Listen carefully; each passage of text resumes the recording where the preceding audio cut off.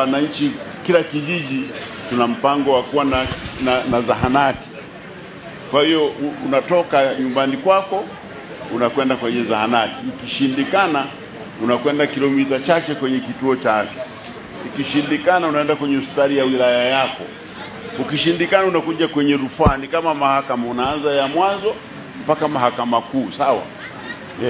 Hiyo kazi ambayo inafanywa, na hii kazi inafanywa na serikali ya Chama cha Mapinduzi, na nahodha wa kazi hii ni Rais Samia Suluhu Hassan. Kwa hiyo tunaposema Samia mitano tena, hatusemi uongo, tunasema mambo ya kweli yanayotokea.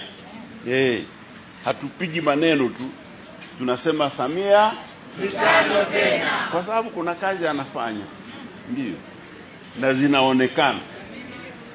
Lakini nyinyi mje hapa mdanganywe na maneno matupu tu ya watu wanapita, mara waenda Angola wafukuzwe, mara wapi. Mtapoteza wakati wenu bure. Asante, twende tukajenge.